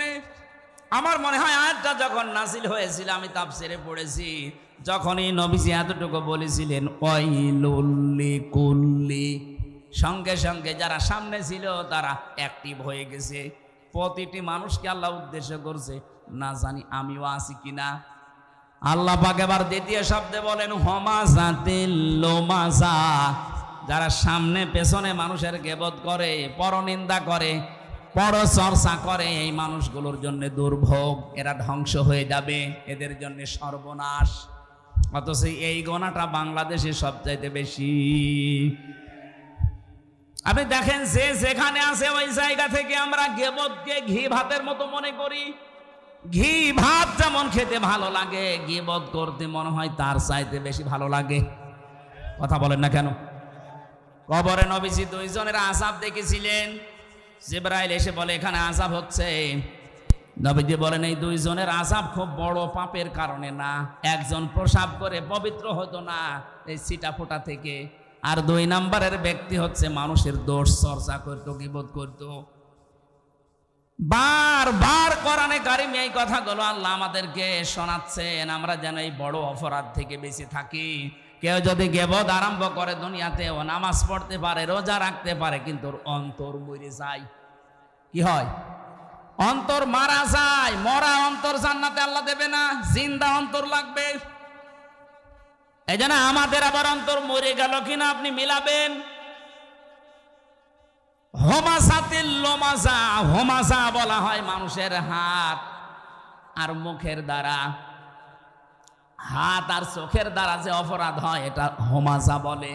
আর মুখ আর ঠোঁটের দ্বারা যে জহব্বা, মুখ আর জহব্বার দ্বারা যে অপরাধ হয় এইটার নাম হচ্ছে লোমাজা, হোমাজাতিল লোমাজা। অন্য তাফসিরে পেয়েছি এটা একটা জাহান্নামের দরজার নাম।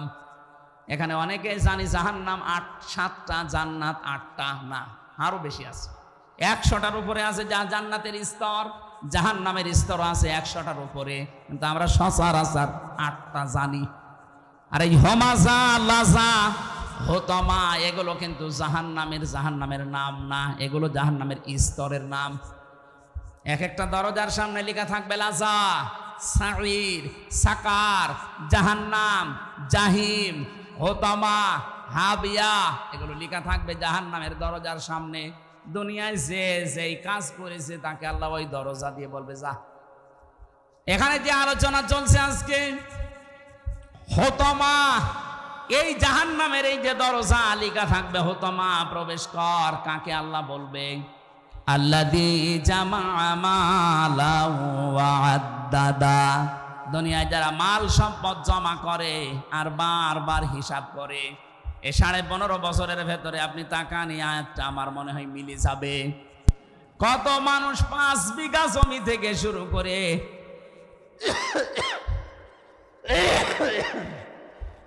700 বিঘা পর্যন্ত জমি বানিয়েছে 5 বছরে। আমি পটুয়াখালী একজনের নাম জানি, মারা গেছে লোকটা, এই জন্য বললাম না। ও নির্বাচনের আগে মাত্র 5 বিঘা জমির মালিক ছিল। 2 বারের এমপি লোকটা 700 কত বিঘা জমির মালিক। আপনার জমি লাগে কত? একটা মানুষের চলতে জমি লাগে কত বলেন তো? একজনেই যদি 750 বিঘা জমির মালিক হয়, বাকিও জেলায় আর মানুষ নেই। মাল সম্পদ যারা জমা করেছিলেন আর বারবার গণনা করেছিলেন, কি হয়েছে বলেন তো? কোরআনে কারীম জানিয়েছে কাল্লা, কখনোই না, ইন্নাহা লাযা, তোরে আমি লাজায় দেব। নাযাতাল লিশাওয়া তাদউ মান আদবারা ওয়া তাওয়াল্লা ওয়া জামাআ ফাআওয়া। লাজার ভেতরে যারা প্রবেশ করানো হবে, সঙ্গে সঙ্গে চামড়া খসে যাবে। কি খসবে? আমি আলু ছড়ানো দেখেছি জেলখানায়। আলু ছড়ায় কি করে? এটা হাত দিয়ে এভাবে না, মেশিনের ভেতরে ধরলে আলু ছিঁড়ে যায়। একটু মেশিনের সামনে ধরবেন, আলু পুরা পরিষ্কার করে চামড়া ছিলে দেখাবে, পুরাটা পাল্টিয়ে গেছে। আমি ওই জায়গা থেকে দেখেছি জাহান্নামের এই আয়াতটা নাযাআতাল লিশাওয়া, লাজায় আল্লাহ মানুষকে দেওয়ার সঙ্গে সঙ্গে তার চামড়াটা আল্লাহ আগে খুলে দেবে। এই জাহান্নামে লাজা কাদেরকে ডাকবে জানেন? তাদউ মান আদবারা ওয়া তাওয়াল্লা, তাদেরকে ডাকবে যেই মানুষগুলো দুনিয়াতে সত্য আহ্বান জানার পরও মুখ ফিরিয়েছিল।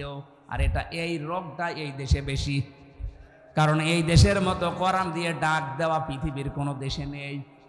এত মাহফিল, এত তাফসীর, এত ওয়াজ, এত খানকা, এত ইসলাহী অনুষ্ঠানগুলো হচ্ছে, মানুষকে তো ডাক দেওয়া হয় সত্যের দিকে। আমার বাবার দিকে তো আমি ডাকছি না, কথা বলেন না কেন? আমার কোনো লাভ আছে আমার বাবার দিকে ডেকে? আমি তো ডাক দিয়েছি কোরআনের দিকে। যারা জমা করছেন মাল সম্পদ আর পঞ্জীবিত, এগুলো খালি হিসাব হিসাব হিসাব করে রাখেন, আপনাকে কিন্তু হুতমায় যাওয়া লাগবে। আল্লাযী জামা মালা ওয়া আদ্দাদা, মালের ব্যাখ্যা আমি ওই দিনের বেলায় 19টা পেয়েছিলাম। এবার একটু মালের ব্যাখ্যাটা করি। পৃথিবীতে মাল বলতে প্রথমে নেককার স্ত্রীদেরকে নবীজি বুঝিয়েছেন। দ্বিতীয় নম্বরে মাল বলতে এই পৃথিবীর ময়দানে ক্ষমতাকে বুঝিয়েছেন। এই যে চেয়ার, এগুলো মালের অন্তর্ভুক্ত। যারা চেয়ারে বসে বারবার হিসাব করে কতদিন কতদিন কতদিন, শেষ পর্যন্ত টার্গেট দিয়ে দেয় 41 সাল। এটা চেয়ারে বসে না চেয়ার থেকে নেমে বসে টার্গেট দিয়েছিল। এই মালা ওয়া আদ্দাদা, আদাদ মানে গণনা করা, খালি হিসাব করতে থাকে কতদিন কতদিন। আপনার 1 সেকেন্ডেরও গ্যারান্টি নেই। আপনি 41 সাল টার্গেট দিলেন কি করে? আজরাইলের সাথে চুক্তি করা আছে আপনার, কথা বলে না কেন? হ্যাঁ, একজনের চুক্তি করা ছিল। কয়জনের? একজন মানুষের চুক্তি এই পৃথিবীতে করা ছিল। তার কাছে ওই সময়ের আগে আজরাইল আসে নাই, একবার এসে গিয়েছিল। সে বলেছিল না, আপনার ভুল হচ্ছে। তিনি বলেছিলেন যে না, আমি আমার বাবার কাছ থেকে হায়াত পেয়েছি আমি 940 বছর, আর আমার হায়াত ছিল 60 বছর, সব মিলে 1000 বছর। আপনি কেন আন্দাজে আমার কাছে আসলেন? আমি এখন যাব না। আল্লাহ পাক বলেছিলেন আজরাইল ফিরে আসো, ওর বাবার কাছ থেকে আমি ওরে হায়াত দিয়েছিলাম, ওই হায়াতটা কমপ্লিট না হলে ও দুনিয়া ছাড়বে না। তাহলে একজনের নাই গ্যারান্টি ছিল, আপনার আমার তো কোনো গ্যারান্টি। আরো জোরে বলেন। 1 সেকেন্ডেরও গ্যারান্টি নেই। এই যে বসে আছি, দাঁড়াবো আছে, আর আমরা আন্দাজে এক টার্গেট দিয়ে দিলাম। প্রথমে দিল 20 সাল, এরপরে দিল 21 সাল, এরপরে দিয়েছে 41 সাল। আমার মনে হয় যদি 41 সাল পর্যন্ত বেঁচে থাকতো, দিত 71 সাল।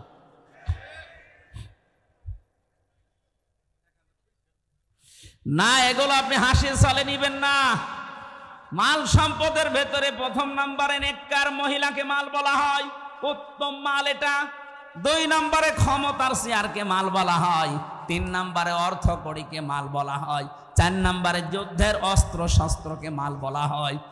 আমি এরকম 19টা পড়েছি তাফসিরের ভেতরে। যারা এগুলো পায় দুনিয়ায় আর জমা করে আর মনে করে এগুলো আমার কাছে স্থায়ীভাবে থাকবে, ইয়াহসাবু আন্না মালাহু আখলাদা, ও মনে করে আমার এই সম্পদ, আমার এই ক্ষমতা, আমার এই প্রভাব প্রতিপত্তি, আমার এই জমি জায়গা, আমার এই অস্ত্র শস্ত্র আমাকে চিরস্থায়ী করে রাখবে। আখলাদা। যারা এই ধারণা করেছিল তাদেরকে চিরস্থায়ী করে কোনো সম্পদ রাখে নাই। আবুল হাবের কথা আল্লাহ কোরআনে দিয়েছেন, তাব্বাত ইয়াদা আবি লাহাবিন ওয়া তাব্বা মা আগনা আনহু মালুহু ওয়া মা কাসাব। ধ্বংস হয়ে যাক আবুল আহাব, তার 2 হাত সহ, এবং সে নিজেও, এবং সে ধ্বংস হয়েছে। ওয়া তাব্বা মা আগনা আনহু মালুহু ওয়া মা কাসাব। তার যে অর্থ সম্পদ, টাকা পয়সা যা সে উপার্জন করেছিল, একটাও কাজে আসে নাই। যারা মনে মনে করেন ক্ষমতা আমাকে চিরস্থায়ী করে রাখবে, চিরস্মরণীয় করে রাখবে, আমি মারা যাওয়ার 500 বছর পরও আমার আলোচনা হবে না, আল্লাহ বলেন ওই সম্পদ তোকে চিরস্থায়ী করবে। এটা ভুল ধারণা। কাল্লা, কি বলছেন? কাল্লা, কাল্লা মানে কল্লা। কাল্লা, কখনোই না। লায়ম বাদান নাফিল হুতমা, তোকে আমি হুতমায় দেব। কোন জায়গায়? হুতমা কি? নারুল্লাহিল মুকদা, এটা আল্লাহর জ্বালানো আগুন। প্রশ্ন আসতে পারে, জাহান্নামের অন্যান্য আগুনগুলো আল্লাহ জ্বালায়নি, জ্বালিয়েছে, কিন্তু এটা বেশি জাল দেওয়া। নারুল্লাহিল মুকদা আল্লাতী তাত্তালিউ আলাল আফইদা। অন্য জাহান্নামে গেলে আগে কলিজা পড়বে, কথা আমি পাইনি, কিন্তু হুতমায় গাওয়ার সঙ্গে সঙ্গে আগে মানুষের কলিজা পুড়ে শেষ হয়ে যাবে। আল্লাহ যেন প্রশ্নবাচক চিহ্ন দিয়েছেন, আমা আদরা কামাল হুতমা। নবী, আপনি জানেন এই হুতমা কি? এ হুতমার পরিচয় এটা আল্লাহ নিজে যেহেতু চালিয়েছে, এখানে কেউ পড়লে আগে কলিজা পড়বে। পৃথিবীর আগুনের সিস্টেম হচ্ছে যেখানে লাগে ওই জায়গা পুড়ে যায়। আপনি হাত দেবেন, এভাবে হাত পুড়ে যাবে, কলিজা পুড়বে না? পুড়বে। কিন্তু জাহান্নামে হুতমা যেটা, আল্লাহ যে আগুন জ্বালিয়েছে, এই আগুনে যেখানেই লাগবে আগে কলিজা পুড়বে। ইন্নাহা আলাইহিম মুসাদা ফি আমাদিম মুমাদ্দাদা, এটা একেবারে বেষ্টন করে রাখবে আপনাকে লম্বা লম্বা আগুনের খুঁটির সাথে। আল্লাহ পাক এই জাহান্নামে হুতমার আসামিদেরকে বেঁধে রাখবে। বলেন নাউজুবিল্লাহ। এই যে ভয়ঙ্কর কথাগুলো আল্লাহ আমাদের শোনালেন, এই জাহান্নাম থেকে বাঁচার জন্য যে কাজগুলো দুনিয়াতে এখন আঞ্জাম দেওয়া লাগবে, প্রথম নাম্বারে কারো পেছনে লাগা যাবে না, যেটা আমরা সবচাইতে বেশি করছি। ছোট্ট একটা হায়াত, 50, 60, 70 বছরের, এরপরে তো আপনি এই হায়াত আর পাবেন না। নিজেকে নিয়েই তো ব্যস্ত থেকে শেষ হয়ে যায়। মানুষের পেছনে লাগেন কি করে? কথা বলে না কেন? আজ ফেসবুকটায় দেখেন, এ ওর পেছনে, ও ওর পেছনে সময় দিচ্ছে, অথচ নিজের কোনো চিন্তা নেই। নিজের চরিত্র যে কত খারাপ, শয়তান পর্যন্ত চরিত্র দেখলে হাসে, আরো অন্যের পেছনে লেগে সময় নষ্ট করছে। হাম্মাজিম মাশাইম বিনামিম। আল্লাহ পাক বলেন যে মানুষটা নিজের দোষ নিজে দেখে না, অন্যের দোষগুলো অনুসন্ধান করে, আর মানুষকে এই প্রতিপন্ন করার জন্য শুধু দোষ খুঁজে বেড়ায়, এই মানুষটা হচ্ছে জাহান্নামে হুতমার আসামি। বাংলাদেশে যত মানুষ জাহান্নামে আমরা যাব, ও সবচেয়ে বেশি আমার মনে হয় যাওয়া লাগবে হুতমায়। কথা বলেন না কেন? আজকে থেকে সিদ্ধান্ত নিয়ে যাবেন, দুনিয়া একদিকে চলে যাক, কারো পেছনে না। আমার নিজেরটা আমি নিজে দেখি একটু। আমি যা তৈরি করেছি এই 50 বছরে, আমার তো 33 বছর, এই 33 বছরে আমি যা করলাম, এখনই যদি মারা যায়, আল্লাহ যদি আমার হাত ধরে সামনে দাঁড় করিয়ে বলে, হামজা বল, 33 বছরের একটা জীবন দিয়েছিলাম, পাই টু পাই হিসাব দিয়ে যা। 33 বছর না, 33 ঘন্টার হিসাব দেওয়া তো সম্ভব না। আপনি কোন কারণে মানুষের পেছনে লেগে সময় নষ্ট করেন? মিজানুর রহমান আজহারি ভাই সবচেয়ে এটা বেশি বলতেন, যে মানুষের পেছনে লেগে সময় নষ্ট করে কোন কারণে? নিজের পেছনেই তো সময় দেওয়ার সময় পাইনি। ছোট একটা জীবনে নিজের পেছনে সময় আমার নেই। আমার বিশাল কাজ পড়ে আছে, আমি পেছনে তাকাবো, মানুষের পেছনে লাগবো কোন কারণে? এজন্য আমাদের আজকে সিদ্ধান্ত নিয়ে বাড়ি যাওয়া লাগবে। এই গীবত, এটা ঘি ভাতের মতো, এটা মেয়েদের ভেতরে সবচাইতে বেশি। কোন এলাকায় যদি গীবতের মতো এই গোনা চালু হয়, নবীজি জানিয়েছেন ওই এলাকার মানুষের দোয়া কবুল বন্ধ হয়ে যায়। আপনি খেয়াল করেছেন?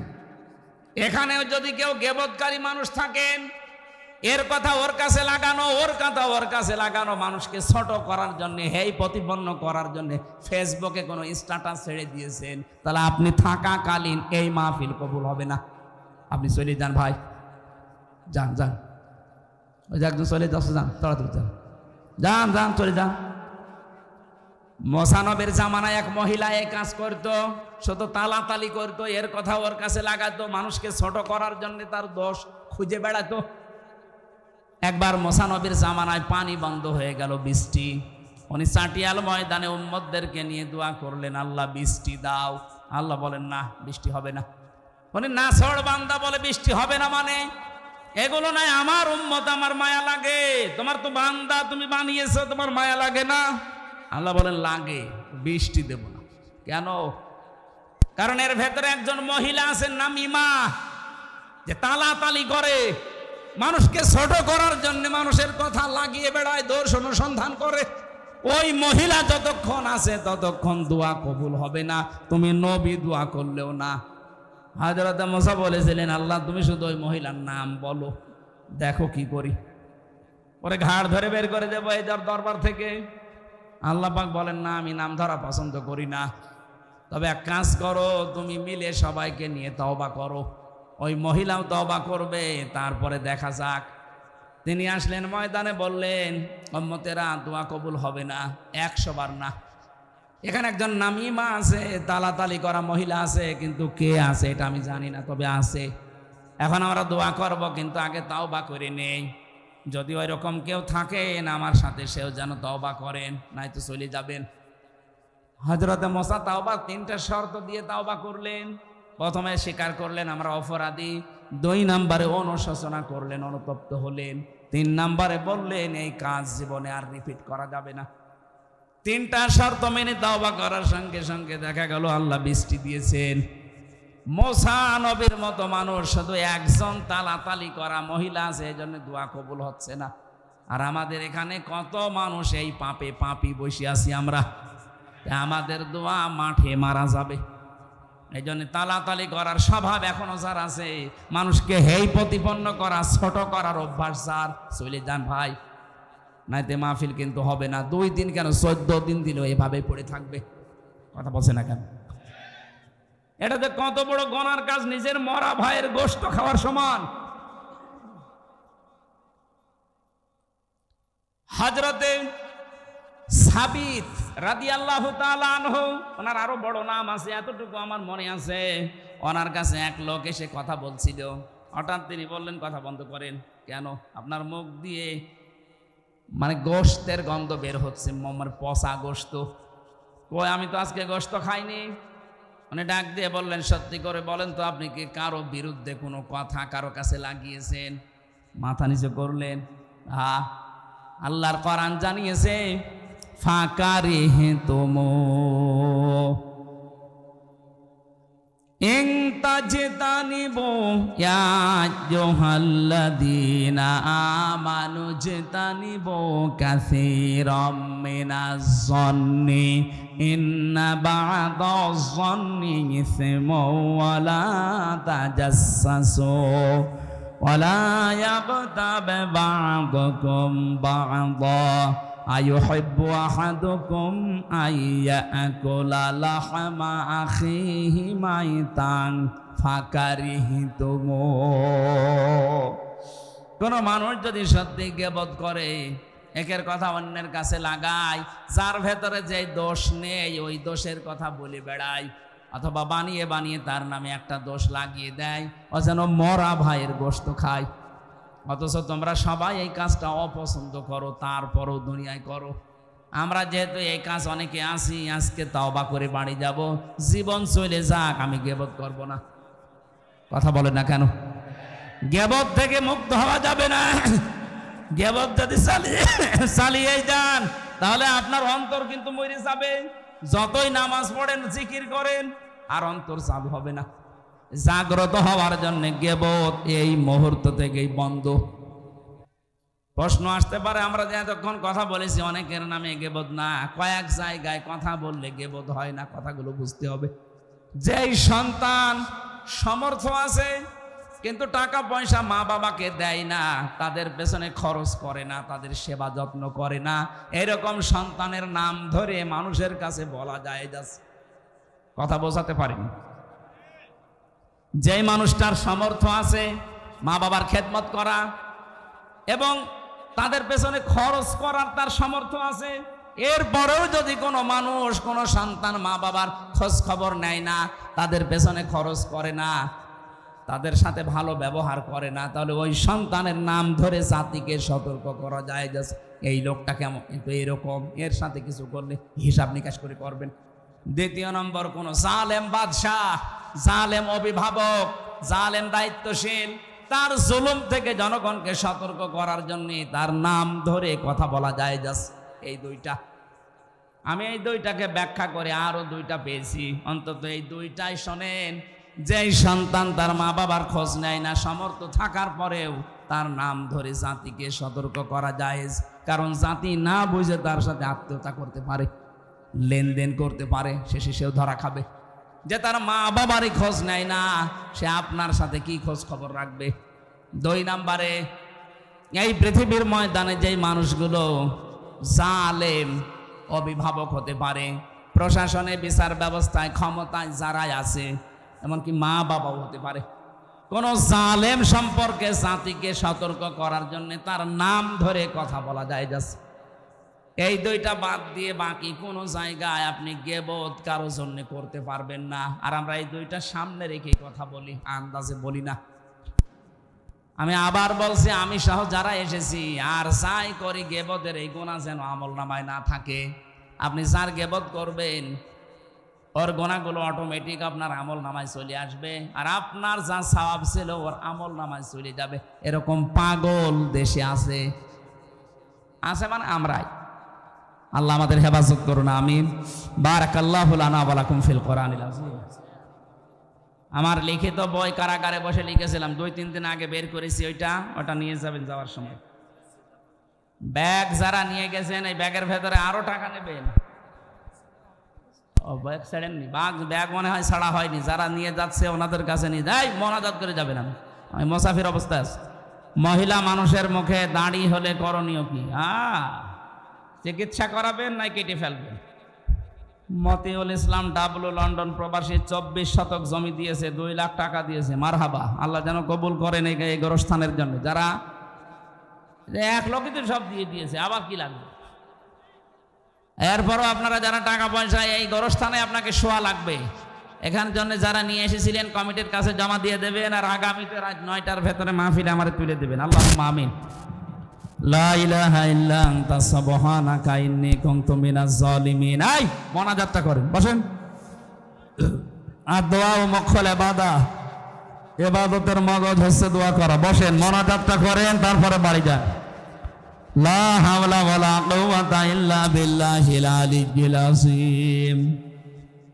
রব্বুল আলামিন 2 দিন ব্যাপী তাফসীরুল কোরআন মাহফিলে রংপুরের এই ময়দানে কোরআনে কারীম সূরা হুমাযা থেকে কয়েকটা কথা বলেছি। 15টা অসুখের কারণে মানুষের অন্তর মরে যায়, তার ভেতরে একটা হচ্ছে গীবত।